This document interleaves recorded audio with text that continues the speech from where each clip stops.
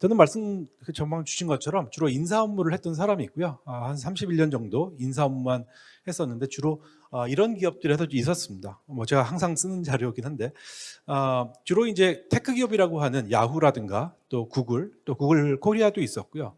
그 다음에 실리콘밸리에서 HR 관련된 HR VP 역할을 스타트업에서 했었고요. 그러다가 이제 한국에 돌아와서 카카오에서 인사청괄 업무를 하다가 지금은 한 40여 개, 50개 정도 되는 스타트업 자문을 주로 하고 있으면서 엑셀러레이터들이나 VC들과 협업을 하면서 스타트업 생태계에 좀 도움을 주는 그런 일들을 하고 있습니다. 제가 주로 가지고 있는 관점을 잠깐 설명드리려고 하는데요. 오늘 말씀드리려고 하는 그 관통하는 주제랑도 관련이 있어서 제가 강조를 드리고 싶은 건데 인사하는 분들이 많이 계실 것 같은데 인사를 보통 우리가 크게 조직적으로 나누게 되면 이제 HRM과 HRD로 크게 일반적으로 나누죠. 그래서 기획과 운영하는 부분이 있고 그다음에 직원들의 또는 리더들의 역량을 개발하는 그런 기능으로 나눠지게 되는데 저는 뭐 개인적으로 아주 좋은 구분이라고 생각은 안 하는 편이에요. 근데 우리가 할 수 없이 구분을 하긴 하지만 근데 이제 조직을 좀 더 크게 운영하다 보면 이걸 HRM과 D로 운영하는 것보다는 좀 더 이렇게 홀리스틱한 전체적인 관점을 좀 필요로 하게 되는데 그런 걸 보통 OD라고 하죠. 그래서 오른쪽에 있는 것처럼 이제 Organizational Development라고 하는데 제가 이제 전공한 분야이기도 하고요. 저는 이제 긍정 조직 개발학이라는 것을 이제 전공을 했는데 이제 OD라는 거를 어떻게 해석할까라는 것을 뭐 너무 이론적이지 않게 설명드리면 한마디로 이렇게 설명드리고 싶습니다. 우리 조직이 만약에 1000명인데 우리 조직의 구성원들의 역량의 또는 포텐셜의 합이 개인별 평균이 만약에 10씩이다 하게 되면 우리 조직의 힘이 10,000 정도가 되는 게 정상이겠죠. 아주 산술적으로 생각하면. 근데 문제는 뭐냐면 대부분의 기업이 비슷한 수준의 역량을 개인들이 보유하고 있는데 어떤 기업이냐에 따라서 또 그 기업이 이걸 어떤 레시피를 가지고 어떤 요리 방법을 가지고 잘 요리하느냐에 따라서 이 많이 5,000도 안 되는 결과가 나오거나 3,000도 안 되는 결과가 나오는 기업들이 많이 있습니다. 뭐 여러분들이 아마 주변에 많이 보실 것 같은데요. 근데 재미있는 것은 이 유사한 정도의 만이라는 역량을 가지고 어떤 기업은 3만도 만들어내고 5만, 10만 그 이상의 결과들을 내기도 하거든요. 근데 우리가 이제 경영을 하거나 인사를 하시는 분들로서의 시각은 이런 거여야 되는 거죠. 그렇다면 그 차이는 뭐냐? 어디서 오는 걸까? 이게 단순히 자금의 문제인지 기술력의 문제인지 아니면 리더십, 조직 문화, 커뮤니케이션 이 여러 가지 요인들이 있을 텐데 우리가 이것을 극대화시킬 수 있는 방법은 뭐냐? 이거를 고민하는 게 경영진의 몫인 거죠. 근데 그 부분에 있어서 우리 여기 계신 뭐 다 그렇지는 않겠지만 만약 인사를 담당하시거나 인사를 전공하시는 분이라면 그 많은 팩터들 중에 사람과 관련된 것은 또는 조직과 관련된 것은 우리는 어떠한 레버를 당겨야 이게 효과가 팍 날 거냐 또 작은 노력으로 큰 효과를 거둘 거냐 이게 모든 논의의 중심이 돼야 되는 거죠. 그래서 옛날로 완벽하게 돌아가는 것은 이제 이미 강을 건넜다라고 생각을 하는 것이죠. 그랬을 때 이런 과정 또는 그 전에 세상이 우리보다 훨씬 빨리 바뀌는 과정을 겪은 나라, 사회에서의 앞선 기업들은 주로 자기 자신들을 어떻게 변혁을 시켰을까 하는 것들을 좀 볼 필요가 있겠죠. 근데 그걸 보면 한 5가지 정도로 이제 정리를 할 수가 있는데요. 첫 번째가 조직 구조를 바꾸더라. 저는 사실 오늘 다른 얘기를 좀 덜 하더라도 이 얘기를 많이 했으면 하는 개인적인 바람이 있는데 조직 구조에 대해서는 인사라는 분들이면 생각을 좀 깊이 했으면 좋겠다라고 생각을 합니다. 왜냐하면 여기에 대해서는 많은 고민들을 잘 안 하는 경향이 있는 것 같아요.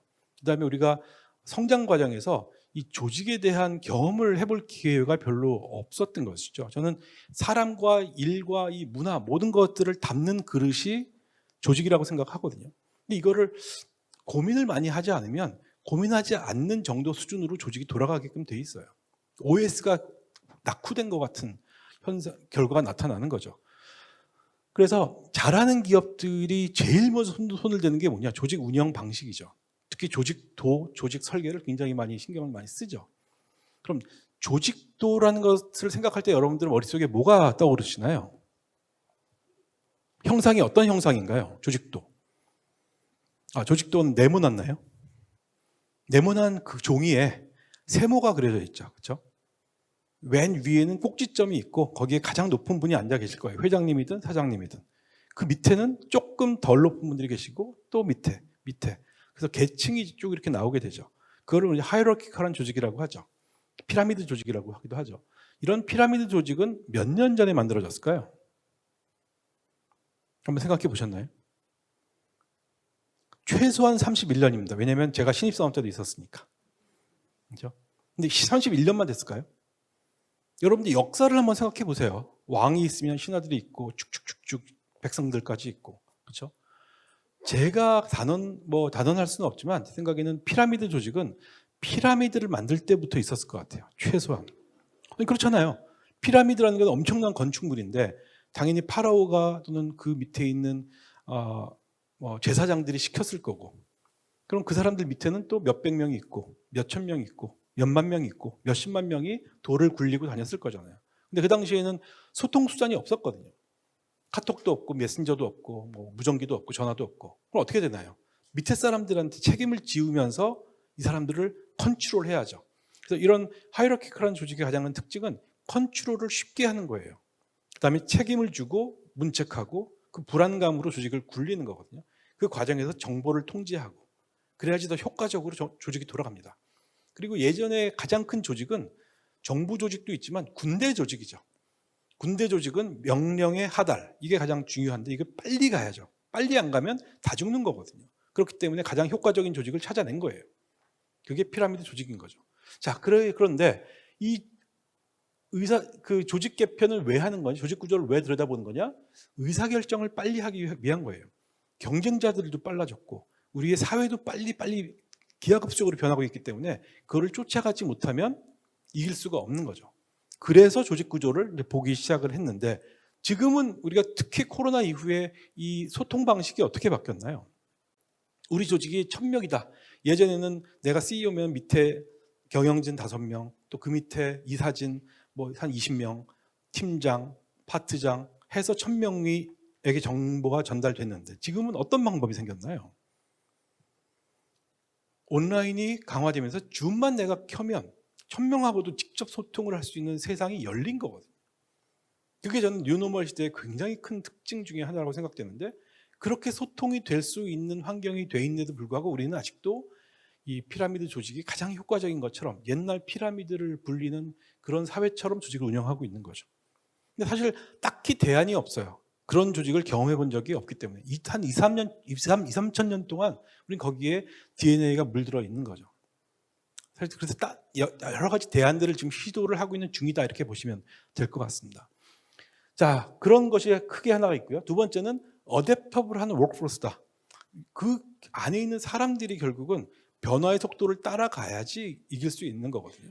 예전에 내가 서울대 박사, 스탠포드 박사, 하버드 박사 30년 전에 그때 배운 기술이 더 이상은 이제 효과가 없을 수 있는, 예전에는 한 50년 전에는 내가 어디에서 박사했어. 그럼 그 기술이 최소한 2, 30년을 먹여 살릴 수가 있었거든요.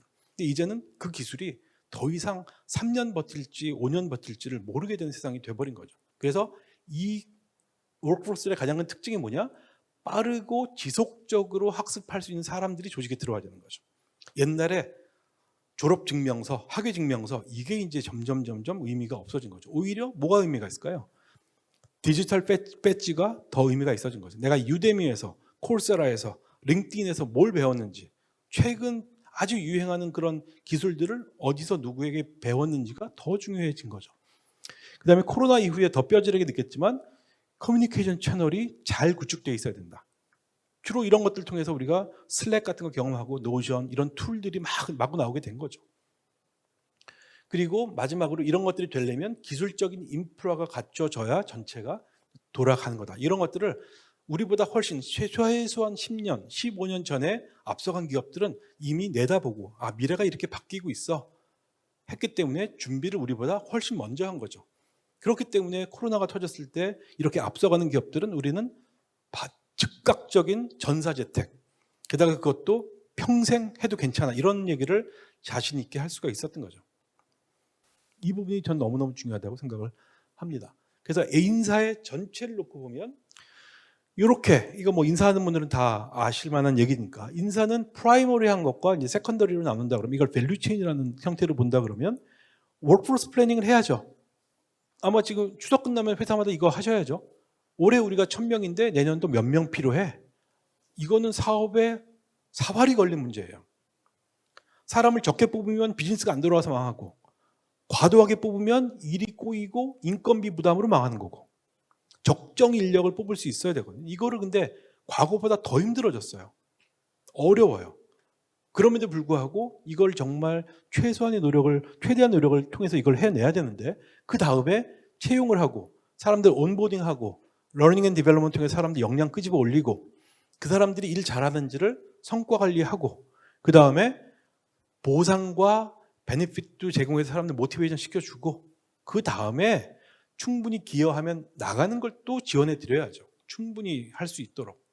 근데 이제 두 번째 조직이 커지게 되면 인사 시스템과 프로세스가 정립이 탁탁탁 돼야 되고 뭐 웍데이 같은 것도 쓰기도 하고 뭐 이런 거 하는 거죠. 그 다음에 그걸 분석도 해야 되고 그다음에 법적인 문제도 지원해야 되고 경력 개발 이것도 해줘야 되는 게 이제 들어오는 거죠. 이거는 이제 좀 큰 조직에서 고민하게 되는 이슈들인 거죠. 이거가 다 미래 관점으로 바뀌어야 된다는 거죠. 전체가 어느 하나뿐만이 아니라. 근데 그 밑에 있는 것이 뭐냐? 조직 설계라는 것이 있는데 이 조직 설계가 어떻게 되느냐에 따라 조직이 만약에 이렇게 조직 설계가 이런 방향으로 되어 있으면 얘네들이 전부 다 삐뚤어지는 거죠. 운동장 판 같은 거예요. 판이 잘못되면 위가 다 틀어지잖아요. 그래서 조직 설계를 어떻게 하느냐가 굉장히 중요하다. 근데 오늘 뭐 여러 가지 얘기를 이제 제가 준비는 했지만 다 말씀드리긴 좀 어려울 것 같고요. 첫 번째 이제 오늘 말씀드린 대로 가장 중요한 것은 조직 구조에 대한 얘기. 조직 구조에 대해서는 여러 가지가 있을 수 있는데 조직을 운영하시다 보면 조직이 좀 처음에 시작될 때는 아마 기능 조직으로 시작을 하게 돼요. 근데 그러다가 조직이 복잡해지고 멀티 프로덕트가 되면 자연스럽게 제품 조직과 서비스 조직으로 돌아가게 됩니다. 그러다 이제 프로세스 조직이나 지역 조직으로 가기도 하지만 이 조직이 계속 왔다 갔다 하면서 펜들럼처럼 추처럼 왔다 갔다 합니다. 근데 인사가 해야 되는 건 뭐냐면 조직에서 어떤 증상들이 나타나고 있기 때문에 우리가 이 그릇을 바꿀 거냐, 그릇을 다른 모양으로 만들 거냐를 고민할 수가 있어야 되죠. 그것은 어디에서 오는 거냐? 전략에서 오는 거죠. 그 다음에 조직 디자인은 누가 하는 거냐? 말씀드린 대로 그 해당 조직의 리더가 그 상위 조직과 결정을 하는데 그거에 대한 서포트는 누가 하는 거냐? 인사와 전략에서 같이 하는 거죠. 그 다음에 이 얘기나 말씀드렸고 결국 조직은 뭐에 대한 거냐면 그립의 문제예요. 얼마만큼 중앙 통제를 많이 할 거냐, 놔줄 거냐 이거에 대한 결정이에요. 그래서 헤드쿼터에서 자율권을 이쪽에다 많이 주면 저쪽이 강해지는 거고 그거를 주는 그 방향을 기능에다 줄 거냐, 제품에다 줄 거냐, 고객에다 줄 거냐 요거를 의사결정하는 과정이 결국은 조직이다. 그리고 그거를 잘 잡는 그릇을 여러 가지 옵션을 만들어 놓고 적용하는 이런 단계다라고 보시면 됩니다. 그래서 그게 HR 조직에도 영향을 주는데요. HR 조직을 잘하는 조직을 보면 COE라는 개념이 익숙하신지 모르겠는데 이건 Center of Excellence라 그래서 실제 앞에서 말씀드렸던 채용과 L&D와 평가, 보상 이런 것들을 기능적으로 수행해 주는 그런 조직을 COE라고 해요. 여기는 전문가 조직이에요. 그것만 하는 사람이에요. 근데 이 사람들 말고 그럼 누가 있느냐? 이런 프로세스를 수행하는 것을 사업적으로 도와주는 사람들, 그런 사람들 조직을 이제 HRBP라고 하는 거죠. 비즈니스 파트너 역할. 근데 이 사람들이 그냥 있는 게 아니고 저는 주로 이런 역할을 많이 했거든요. 경영진하고의 파트너 역할. 근데 이 역할이 잘 돌아가려면 그냥 되는 게 아니에요. COE가 튼튼해야 된다. 그래야지 이 사람들이 마음 놓고 전략 얘기를 할 수 있는 거죠. 제가 한때 구글 맵스 팀에 있을 때 직원이 한 8,000명? 그러니까 제가 혼자 있는데 8,000명을 혼자 지원을 할 수가 있는 거죠. 그게 왜 가능하느냐? 이 사람들이 워낙에 뛰어나기 때문에 그게 가능한 거죠. 그럴수록 효과성, 조직의 효율성은 엄청나게 올라가게 되는 거죠.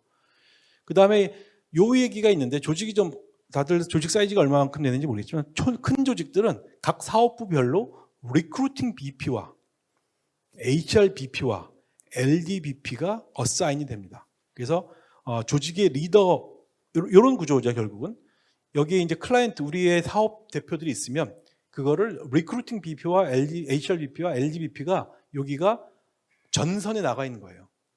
전쟁터에 나가 있는 거죠. 그리고 뒤에서는 이제 지원을 해줘야죠. 그 지원이 아까 얘기했던 대로 사람을 채용하는 것이 시작돼서 L&D, M&A, 리크루팅 뭐 이런 것들, 요게 COE라는 형태로 지원이 되기 때문에 이 사람 나가서 싸울 수 있는 거죠.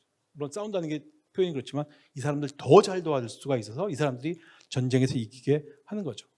그래서 이런 조직 구조가 하나 HR 안에서 있을 거고요. 그 다음에 경영진들을 더 튼튼하게 해주는 구조. 오늘 여기까지만 말씀드리게 될 것 같은데 그게 바로 제가 경험한 바로 이런 거예요. 클라이언트가 있다. 여기 CEO가 될 수도 있고요. 그 다음에 사업본부장이 될 수도 있겠죠. 이 사람들을 여기 가운데 놓고 위아래는 신경 쓰지 마시고요. 여기는 전략을 담당하는 보좌관. 그걸 요즘에 많이 보셨을 거예요. COS라고 하는 분들, Chief of Staff 이런 분들이 여기서 전략을 가이드해주고 어드바이스 해주고 이런 역할들을 해주고 보통 맥킨지 출신들이나 빅펌 출신들이 여기 많이 있죠. 그 다음에 여기는 HRBP가 왼팔 같은 역할을 하는 거죠. 인사와 관련된 조직에 관련된 모든 어드바이스를 이 사람이 물론 이 사람이 하고 있지만 조금 더 전담해서 마크를 해주는 그 다음에 모든 돈 문제에 대해서 파이낸스 BP가 또 지원해주는 자 사업을 하는데 이 세 가지 말고 뭐가 있을까요? 방향과 사람과 돈 이거를 내가 효율적으로 의사결정을 할 수 있도록 도와주는 이 삼각편대 이게 조직을 한 단계 더 내려가서 구성을 할 때 굉장히 우리가 좀 레슨을 얻을 수 있는 그런 조직 구조다라고 생각을 합니다. 네, 그래서 큰 박수로 다시 한번 고맙습니다. 네. 감사드리겠습니다.